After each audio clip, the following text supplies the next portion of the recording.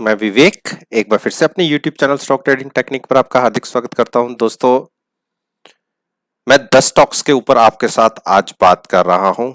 इन 10 stocks को मैं वैसे तो हर वीकेंड के ऊपर लेता हूं, लेकिन मंडे में इनके अंदर क्या अपॉर्चुनिटीज बनती हैं, चलिए उसको एक बार डिस्कस कर लेते हैं। निफ्टी 50 इंडेक्स के अच्छे दिग्गज शेयर हैं। तो सबसे पहला स्टॉक मैंने लिया है सन फार्मा। सन फार्मा के अगर फ्राइडे की मूवमेंट को आप देखेंगे तो एक अच्छी बड़ी अपसाइड की मूव दिखाई है। तकरीबन 533-34 से इसने 555 के आसपास की क्लोजिंग दिखाई है।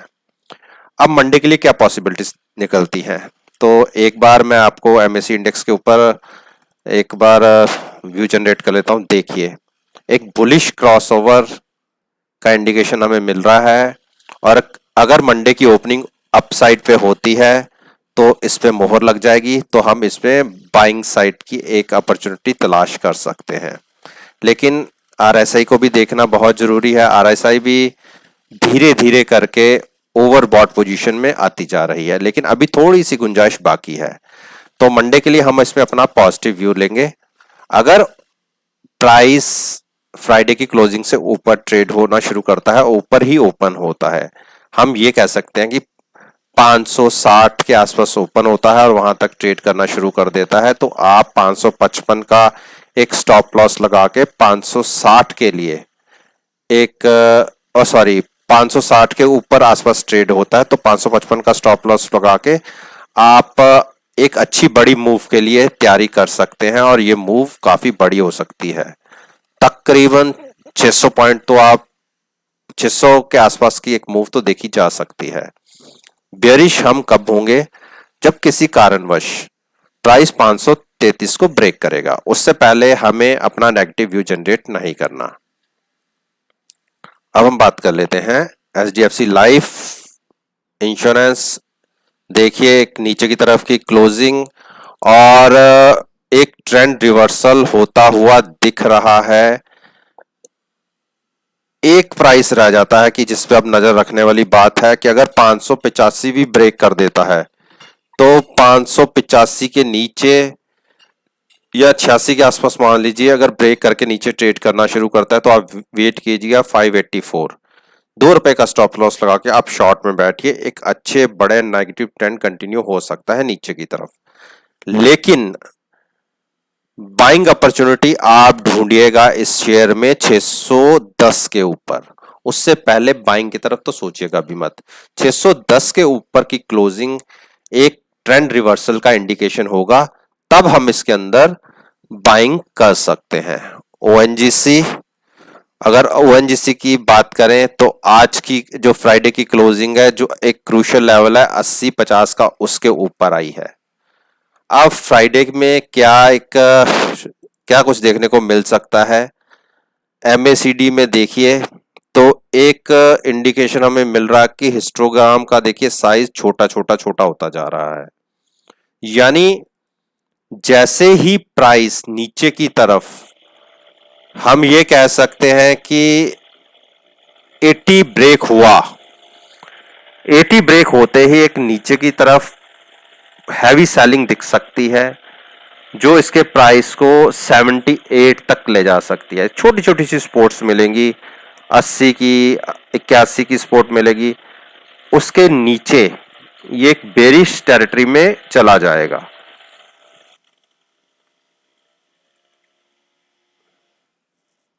एनटीपीसी एनटीपीसी ने देखिए 5 दिन से लगातार एक बेरिश जोन में था कि वो होना भी जरूरी था। रीजन क्या था? एक इतनी बड़ी एक रैली दिखाने के बाद आरएसआई ओवरबॉट हो गई थी, तो थोड़ा सेलिंग बनती थी।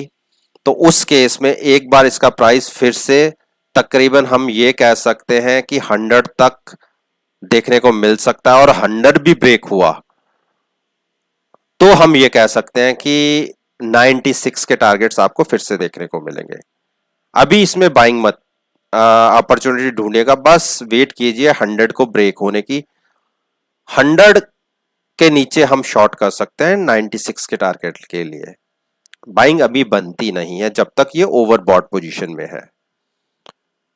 अब मैं बात करता हूं एल एन टी ने एक बेरिश क्रॉसओवर दिखा दिया, इंडिकेशन दिया हमें जब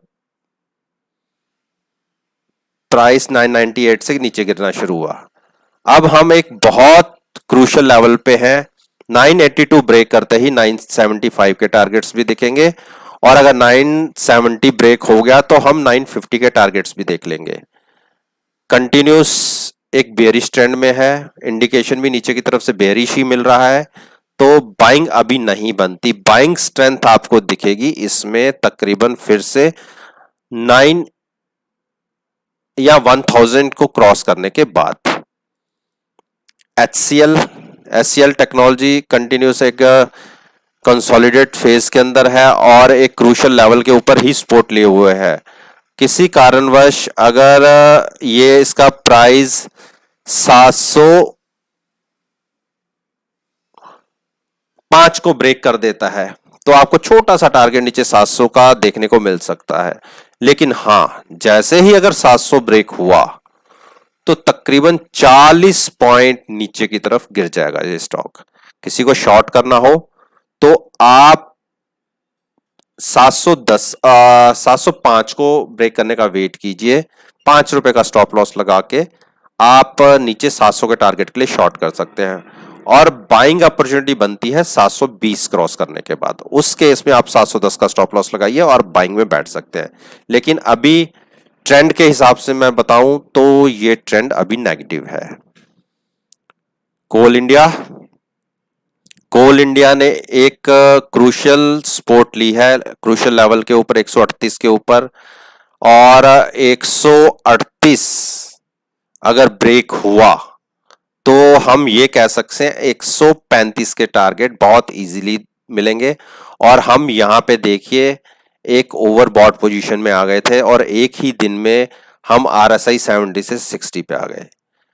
और अगर MACD के हिसाब से देखेंगे तो एक ट्रेंड अभी भी हम ट्रेंड के हिसाब से देखें तो अप ट्रेंड में है ये स्टॉक, लेकिन RSI के अकॉर्डिंगली एक छोटा सा हम ये कह सकते हैं कि नेगेटिव साइड पे फॉल आ सकता है 135 के प्राइस तक। लेकिन नजर 139 138 पर रखने की जरूरत है। 138 ब्रेक करते ही हम 135 बहुत तेजी से देखेंगे। बाइंग में तब जाना है जब ये 144 ब्रेक करेगा, नहीं तो ट्रैप हो सकते हैं। अब हम बात कर लेते हैं बीपीसीएल एक बड़ी मूव के लिए तैयार हो रहा है। आप ये देखिए MACD ने एक इंडिकेशन दे दिया है बुलिश क्रॉसओवर का, और जब यहां पे हमें एक बुलिश क्रॉसओवर का इंडिकेशन मिल गया तो मोमेंटम अपसाइड का हो जाएगा और एक बड़ी रैली के लिए ये तैयार हो रहा है। और हम ये कह सकते हैं कि नीचे से इंडिकेशन मिलते ही ये जो आपने गैप देखा है, बहुत बड़ा एक गैप देखा है, इसको फिल करने के लिए प्राइस 447 या 450 तक बहुत स्पीड से जाएगा, और हो सकता है ये टारगेट आपको केवल 1 या 2 दिन के अंदर ही देखने को मिल जाए। 30 पॉइंट की रैली यहां से इजीली देखने को मिलेगी। बस हमें एक छोटी सी कंफर्मेशन की जरूरत है। वो कंफर्मेशन मिलते ही एक बाइंग अपॉर्चुनिटी बहुत बढ़िया है। प्राइस मंडे के सेशन में अगर 420 के आसपास ओपन होता है, आप स्टॉप लॉस लगाइए 415 का और बाइंग में बैठिए। टारगेट्स 450, शॉर्ट 412 ब्रेक करने के बाद ही लेना है। प्राइस अगर 407-8 के आसपास आए, उस केस में आप ₹4 का स्टॉप लॉस लगा के तब आप शॉर्ट करिएगा। और नीचे के टारगेट्स मैं आपको दिखाता हूं। नीचे के टारगेट्स 377 के बैठते हैं। मैं मेंशन कर देता हूं, दोनों टारगेट्स आपको मेंशन कर देता हूं कि अपसाइड कहां देखने को मिलेगी। नीचे के टारगेट्स आपको ये देखने को मिलेंगे, और अपसाइड का टारगेट भी मैं आपको बता देता हूं। अपसाइड में जैसे मैंने आपसे कहा कि ये जो एक गैप फिल होना वाला बाकी है, यहां तक प्राइस मूव कर सकता है। तो दोस्तों अब हम बात कर लेते हैं एशियन पेंट्स की। एशियन पेंट्स ने 3 दिन से लगातार एक कंसोलिडेट कर रहा है, एक डोजी पैटर्न क्रिएट हुआ देखिए 2 दिन पहले, और उसके अगले दिन की कैंडल काफी रेडिश बनी, वो भी डाउन साइड पे। चलिए एक बार MACD को देख लें। यहाँ पे अभी बुलिश ट्रेंड ही है, लेकिन अकॉर्डिंग टू RSI हम ओवर बॉट पोजीशन में थे, जहां एक थोड़ा सा करेक्शन बनता था और हुआ भी। और एक चीज पे आप ध्यान रखिएगा, जब तक 1940 से ऊपर बना हुआ है, 1935 से ऊपर है स्टॉक का प्राइस, तब तक शॉर्ट की मत सोचिएगा। 1935 को ब्रेक करते ही प्राइस अगर 1930 के आसपास जाए, उस केस में केवल 5 रुपए का स्टॉप लॉस लगा के आप 1875 के टारगेट के लिए शॉर्ट कर सकते हैं। उस केस में आपको अच्छे नीचे के टारगेट्स इजीली देखने को मिलेंगे। लेकिन जब तक प्राइस 2000 क्रॉस करके ऊपर ट्रेड करना शुरू नहीं करता, तो आप बाइंग मत करिएगा, नहीं तो आप छोटी से गेन की वजह से आप ट्रैप हो सकते हैं। क्योंकि तकरीबन 20-25 दिन में इस स्टॉक के प्राइस ने 250 से 300 पॉइंट की एक मूव अपसाइड की दी है, तो कॉन्शियस होके पोजीशन क्रिएट करना बनता है। अदानी पोर्ट ने एक कंटिन्यू रैली दिखाई, और उसके बाद देखिए जब इसने 370 के आसपास के एक हाइज छुए, उसके बाद एक बड़ा फॉल, तकरीबन 20 से 25 रुपए का एक फॉल देखने को मिला, और उसके बाद फिर एक थोड़ी सी रैली हुई, और हम कह सकते हैं हमारी क्लोजिंग फ्राइडे की 360 के आसपास आई है। अब मैं यहां से आपको एक चीज दिखाता हूं, देखिए ये एक बुलिश क्रॉसओवर हमें फेक था। देखिए यहां हम बुलिश में थे, एक ट्रेंड रिवर्सल देखने को मिला, प्राइस नीचे गिरा, हो सकता है किसी ने यहां शॉर्ट किए हो, लेकिन यहां से फिर ट्रेंड देखिए रिवर्सल हो गया, और ये एक अप ट्रेंड में फिर जाने वाला है। तो इसे कहते हैं कि आप ट्रैप हो सकते हैं यहां पे। तो ऐसे ट्रेड्स को कॉन्शियस होकर ट्रेड करना वाला बनता है, और जिसने भी अपनी पोजीशन यहां शॉर्ट की क्रिएट किया, एक बार एग्जिट कर ले, क्योंकि क्लोजिंग हाई की तरफ आई है, एक बुलिश क्रॉसओवर फिर से देखने को मिल सकता है। मंडे के ट्रेडिंग सेशन में नजर रखिएगा, अगर प्राइस 362 या 300 के आसपास ओपन होता है, केवल 3 रुपए का स्टॉप लॉस लगा के आप बाइंग में बैठ सकते हैं, क्योंकि MACD एक इंडिकेशन अलग ही डिफरेंट तरीके का दे रहा है। शॉर्ट 350 ब्रेक करने से पहले नहीं बनती, 350 क्रॉस करने के बाद नीचे की तरफ उस टाइम हम कह सकते हैं कि एक ट्रेंड नेगेटिव हो गया है, लेकिन अभी ट्रेंड नेगेटिव नहीं है। तो अगर जब ट्रेंड नेगेटिव होगा, 350 नीचे ब्रेक करेगा, उस केस में आपको छोटा सा टारगेट नीचे 344 और 335 तक के देखने को मिलेंगे।